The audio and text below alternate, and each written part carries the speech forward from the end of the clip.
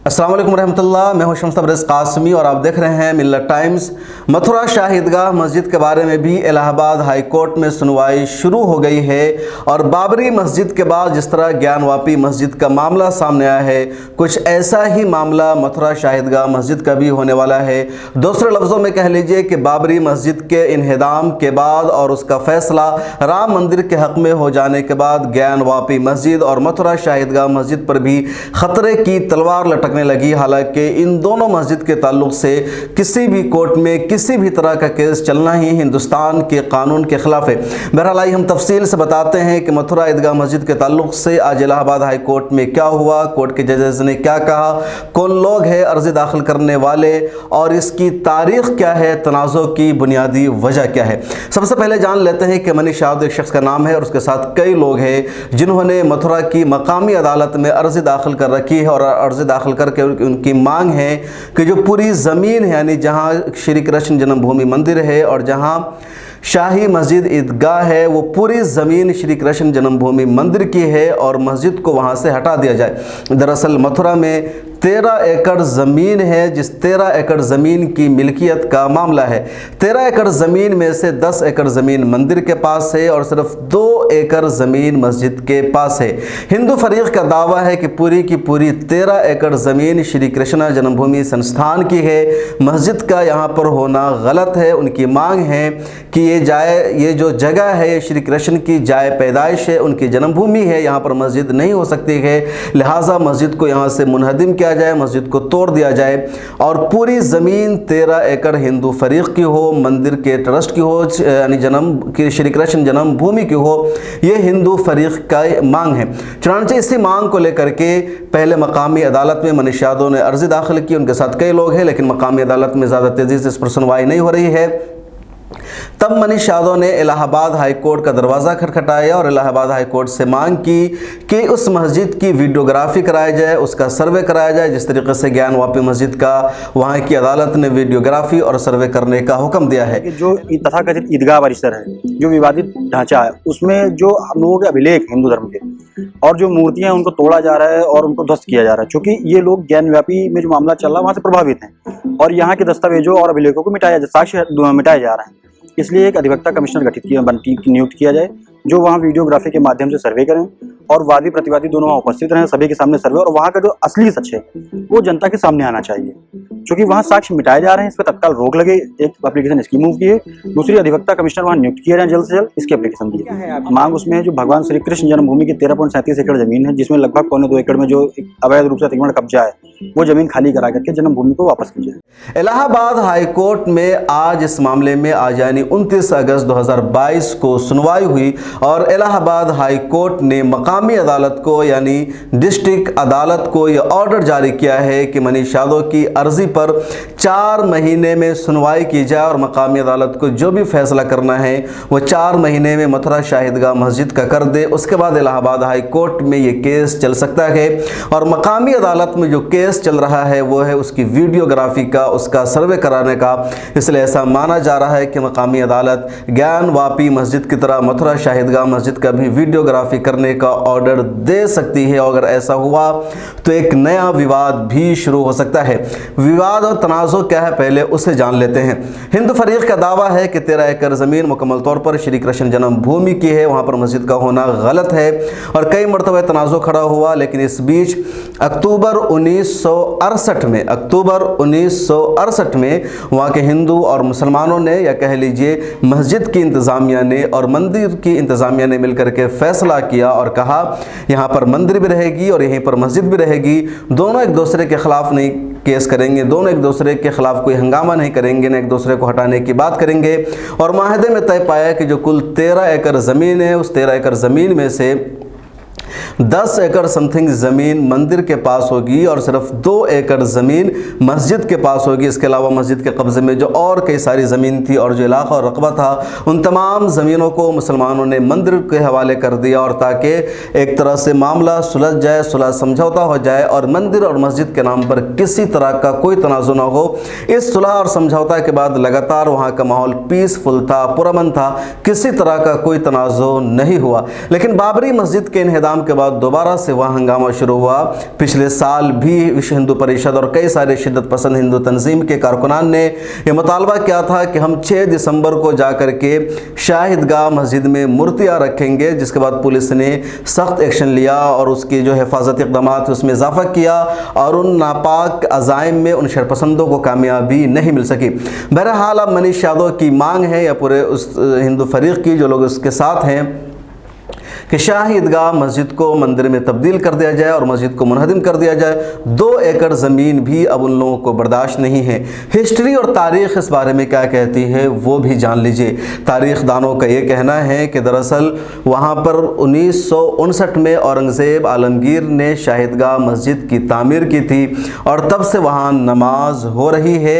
लोग कई तरह की तारीख़ इस बारे में बयान करते हैं। हिंदू फरीक़ का दावा ये है कि जो पूरी मस्जिद है वो श्री कृष्ण जन्मभूमि के मंदिर है और वहाँ पर एक पुराना आलीशान मंदिर था जिसको औरंगज़ेब आलमगीर ने मुनहदिम कर दिया और उसके कुछ हिस्सों को तोड़ करके उसके पास औरंगज़ेब ने मस्जिद की तामीर कर दी। मंदिर भी पहले से बरकरार है। दूसरी तरफ दूसरे मुअर्रिखीन ये लिखते हैं कि औरंगज़ेब आलमगीर ने वहाँ जो खाली जगह थी वहाँ पर मस्जिद की तामीर की, मंदिर को तोड़ करके उन्होंने मस्जिद की तामीर नहीं की। तारीख़ का एक वर्ज़न ये भी है कि औरंगज़ेब की मराठों से बहुत जंग चल रही थी, लड़ाई हो रही थी।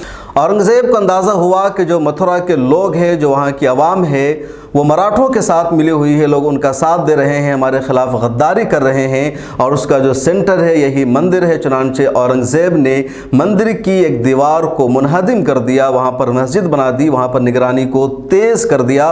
उसके 100 साल बाद दोबारा मराठों को जब जीत मिली, औरंगज़ेब की भी वफ़ात हो चुकी थी, उनके नस्ल में किसी और की हुकूमत थी, तो मराठों ने दोबारा वहाँ पर मंदिर की तामीर की और उन्होंने मस्जिद को भी रहने दिया। तो तारीख़ का ये 2-3 वर्ज़न है, लेकिन 1968 के बाद दोनों फरीक ने सुलह समझौता कर लिया था कि इतनी जगह पर यानी 10 एकड़ की जगह मंदिर के हवाले होगी और 2 एकड़ 0.5 की जो जगह है वो मस्जिद के हवाले होगी। दोनों को कोई छेड़छाड़ नहीं करेंगे, इसी समझौते पर अमल हो रहा था। लेकिन अब इस मस्जिद के हवाले से भी कोर्ट में मामला दर्ज कर दिया गया है, लोकल अदालत में मामला चल रहा है, इलाहाबाद हाई कोर्ट तक मामला पहुंच चुका है। इस बीच ये भी मांग की जा रही है कि मस्जिद को तोड़ दिया जाए, मुकम्मल तौर पर मंदिर में तब्दील कर दिया जाए। ये जो मामला है या कोर्ट में जो एप्लीकेशन दाखिल की गई है वो प्लेसेस ऑफ वर्शिप एक्ट के भी खिलाफ है। बाबरी मस्जिद के इन्हदाम के बाद ही एक कानून बनाया गया था जिस कानून में इस बात की सराहत है कि 15 अगस्त 1947 से पहले हिंदुस्तान में जिस मजहबी मकाम की जो हैसियत थी आइंदा वही रहेगी। उसकी तारीख़ी बुनियाद पर या उसके किसी और पहलू की वजह से उसकी हैसियत को तब्दील नहीं किया जाएगा। चुनांचे प्लेसेस ऑफ वर्शिप एक्ट के मुताबिक न तो शाहिदगाह मस्जिद को हटाया जा सकता है, न ज्ञानवापी मस्जिद के बारे में कुछ कहा जा सकता है, न किसी मंदिर को तोड़ा जा सकता है, क्योंकि 15 अगस्त 1947 से पहले शाहिदगाह मस्जिद का स्टेटस मस्जिद का था, वहाँ पर कृष्ण जन्मभूमि मंदिर का स्टेटस मस्जिद का था। तो दोनों एक दूसरे के खिलाफ दावा नहीं कर सकते हैं, उनका सुलह समझौता भी मौजूद है। लेकिन अब ये मामला आ गया है और ऐसा ही लग रहा है कि जिस तरीके से ज्ञानवापी के सर्वे का हुक्म दिया गया और सर्वे कराने के बाद जिस तरीके से दीवार में दावा किया गया कि वहाँ अशलोक के निशान मिले हैं या मंदिरों के कुछ निशानात दीवार पर मिले हैं और इसलिए मंदिर है, मंदिर की दीवारों पर कब्जा किया गया, या जिस तरीके से वज़ू खाना के अंदर दावा किया गया कि वहाँ शिवलिंग पाया गया है। हालांकि आपने वीडियोस देखी होगी, वायरल भी वीडियो हुई थी, लीक हो गई थी, जिसमें साफ दिख रहा था कि जो अशलोक के या जो ओम के निशानात हैं मस्जिद की दीवारों पर वो बाज़ाब्ता बनाए हुए निशान है, कोई ओरिजिनल निशान नहीं लग रहे थे। अब सोच भी नहीं सकते कि 500 साल पहले जिस मस्जिद को बनाई गई थी उस मस्जिद पर कोई निशान अभी तक उसी तरह दिखेगा। अब मथुरा की शाहिदगाह मस्जिद के सर्वे का अगर ऑर्डर दिया जाता है तो यहाँ भी इसी तरह की साजिश रची जा सकती है। इसलिए असदुद्दीन ओवैसी ने भी इस मामले पर प्रेस कॉन्फ्रेंस की है। बैरिस्टर असदुद्दीन ओवैसी ने प्रेस कॉन्फ्रेंस करके मथुरा शाहिदगाह मस्जिद ट्रस्ट के इंतज़ामिया से अपील की है, उनको मशवरा दिया है कि वो लोग फ़ौरन सुप्रीम कोर्ट का रुख करें, सुप्रीम कोर्ट में एप्लीकेशन दायर करें और ये मांग करें कि इलाहाबाद हाई कोर्ट में मथुरा शाहिदगाह मस्जिद के ताल्लुक़ से जो सुनवाई हुई है या मथुरा की शाहिदगाह मस्जिद में जो सुनवाई की जाएगी, और इलाहाबाद हाई कोर्ट ने जिस तरह 4 महीने में पूरे मामले को निपटाने का ऑर्डर दिया है, यह प्लेसेस ऑफ वर्शिप एक्ट की खिलाफ वर्जी है, दस्तूर और कानून के खिलाफ है। ऐसा नहीं होना चाहिए। जिस तरह ज्ञानवापी के लोगों ने सुप्रीम कोर्ट का दरवाज़ा खटखटाया था और कहा गया था कि पहले मामला वहाँ की अदालत में हल होगा, उसके बाद सुप्रीम कोर्ट इस मामले पर तवज्जो देगी, तो ऐसा ही मथुरा के मामले में भी मुसलमानों को या मस्जिद के फरीक को, इंतज़ामिया को सुप्रीम कोर्ट आना चाहिए और सुप्रीम कोर्ट में यही आकर के मांग करनी चाहिए कि इलाहाबाद हाई कोर्ट में उस पर सुनवाई होना, कोई भी फैसला देना या मथुरा की मकामी अदालत में इस पर केस चलना ही कानून के खिलाफ, इस पर कोई केस नहीं चलना चाहिए। जो मस्जिद है मस्जिद रहेगी, जो मंदिर है जो मंदिर रहेगी, जो जगह जिसके पास है उसके पास रहे, इस पर कोई और तनाज़ो नहीं होना चाहिए। तो ये पूरा मामला आप देख सकते हैं कि कौन लोग मस्जिद और मंदिर का झगड़ा छेड़ रहे हैं। इल्ज़ाम मुसलमानों पर आयद कर दिया जाता है कि मुसलमान मस्जिदों का झगड़ा ले आते हैं, लेकिन मुसलमानों को जो जगह मिली, बल्कि मुसलमानों ने मस्जिद की हिफाजत के लिए, देश के माहौल को पुरअमन बनाने के लिए मस्जिद की जगह भी मंदिर को दे दी। इसके बावजूद अब वो जगह भी मस्जिद की बर्दाश्त नहीं की जा रही है और सिरे से पूरी मस्जिद को ख़त्म करने की कोशिश की जा रही है। और इल्ज़ाम मुसलमानों पर आयद कर दिया जाता है कि मुसलमान ही मस्जिद का तनाज़ुर शुरू कर देते हैं। नाम दे दिया जाता है, कहा जाता है कि देश में कब तक मस्जिद और मंदिर का झगड़ा रहेगा। लेकिन सच देखिए, हकीकत के पस मंज़र में जाइए तो झगड़ा मस्जिद और मंदिर का नहीं, बल्कि लड़ाई है मस्जिदों को मुनहदिम करने की, मस्जिदों को मिस्मार करने की। और यही वजह है कि आजकल कुछ भी हिंदुस्तान में कहीं भी होता है तो सीधे मस्जिद पर अटैक कर दिया जाता है। कई मरतबा बीजेपी का कोई लीडर जीतता है, उसकी जीत में उसके वर्कर्स जश्न मना रहे होते हैं और जश्न मनाने वाले मस्जिद में तोड़फोड़ कर देते हैं, मस्जिद पर अटैक कर देते हैं। पिछले साल ऐसा ही हुआ जब बिहार में यानी 2019 में या शायद 2020 के चुनाव में बीजेपी की जीत हुई तो बिहार के चंपारण में एक मस्जिद पर अटैक किया गया। कल परसों की बात है, मध्य प्रदेश के देवास में एक लड़का और लड़की की प्रेम कहानी का मामला सामने आया। लड़का मुसलमान था, लड़की हिंदू थी, दोनों में मोहब्बत हो गई और दोनों घर छोड़कर भाग गए। अब लड़की हिंदू थी, इसलिए बजरंग दल, विश्व हिंदू परिषद और जैसी तंजीमों के वर्करों को बर्दाश्त नहीं हो सका कि मुसलमान लड़का एक हिंदू लड़की को मोहब्बत करके क्यों ले गया। चुनांचे विश्व हिंदू परिषद के वर्करों ने पहले उस मुसलमान लड़के के घर पर जाकर तोड़फोड़ किया, पथराव किया, लोगों के साथ बदतमीजी की। उसके बाद ये लोग एक मस्जिद में आ गए और मस्जिद में भी इन लोगों ने तोड़फोड़ की, बदतमीजी की, मस्जिद के वज़ूखाना को नुकसान पहुंचाया, वहां के लोगों को खौफजदा किया। अब बताइए कि इस पूरे मामले में, प्रेम स्टोरी में, प्रेम कहानी में मस्जिद को हमला के लिए क्यों चुना गया, मस्जिद पर अटैक क्यों किया गया। और लगातार मस्जिदों के साथ ऐसा हो रहा है। दिल्ली राइट्स जब हुए तो तकरीबन 25 मस्जिदों पर अटैक किया गया और 6-7 मस्जिद ऐसी जिसको मुकम्मल तौर पर तबाह बर्बाद कर दिया गया था। मिल्लत टाइम्स ने ग्राउंड जीरो पर जाकर के पूरा सच दिखाया था और मिल्लत टाइम्स चाहता है कि ऐसी तमाम हकीकत पर मबनी खबरें आपको दिखाता रहे, लेकिन इसके लिए आपका सपोर्ट चाहिए, आपका ताउन चाहिए। आपसे रिक्वेस्ट है कि आप मिल्लत टाइम्स की सब्सक्रिप्शन हासिल कीजिए। हम लोगों ने मिल्लत टाइम्स को मजबूत बनाने के लिए, इसके फाइनेंस को ठीक ठाक करने के लिए सब्सक्रिप्शन का ऑप्शन शुरू किया है। जिस तरह आप एक अखबार खरीद करके पढ़ते हैं या बड़े बड़े अखबार या उर्दू का इनकलाब या सहारा जब वेबसाइट पर पढ़ते हैं तो आपको पैसा पे करना पड़ता है, उसी तरह चाहते हैं कि मिल्लत टाइम्स को भी आप हर महीने 200 रुपया पे कीजिए। हालांकि मिल्लत टाइम्स की वेबसाइट सब कुछ फ्री में है, एक्सेस है। उस एक्सेस के लिए, वहां तक पहुंचने के लिए कोई सब्सक्रिप्शन शर्त नहीं है, बस ताउन के तौर पर हम चाहते हैं कि मिल्लत टाइम्स की सब्सक्रिप्शन आप लीजिए, सब्सक्राइब कीजिए। 200 रुपये हर महीने आपके अकाउंट से कट होकर के मिल्लत टाइम्स के अकाउंट में आएगा। जिस तरह हर महीने आप अखबार खरीद कर पढ़ते हैं और पैसा अदा करते हैं, उतना ही पैसा अदा करना है।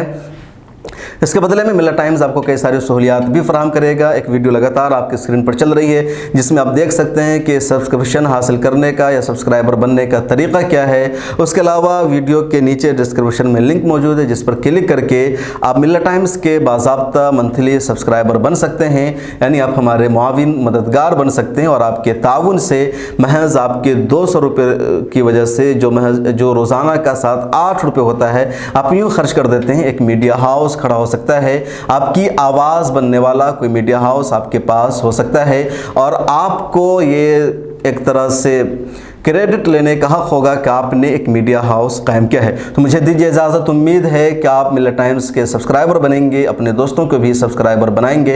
अल्लाह हाफिज़। क्लिक करने के बाद आपके सामने इस तरह का पेज आ जाएगा। आपके सामने 2 ऑप्शन है, माहाना 200 का और सालाना 2000 का। 200 पर क्लिक करना है, उसके बाद सब्सक्राइब नाउ पर क्लिक करना है। फिर इस तरह का ऑप्शन आएगा, ईमेल आईडी, फ़ोन नंबर और अपना नाम इसमें डालना है।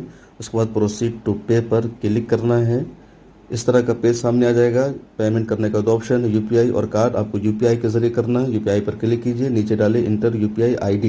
अगर आपको मालूम नहीं है तो फ़ोन पे पर आ जाइए, यहाँ से आप यूपीआई आईडी नंबर ले सकते हैं। मोबाइल नंबर या नाम के साथ होता है, कॉपी कर लीजिए, आसानी के साथ हो जाएगा।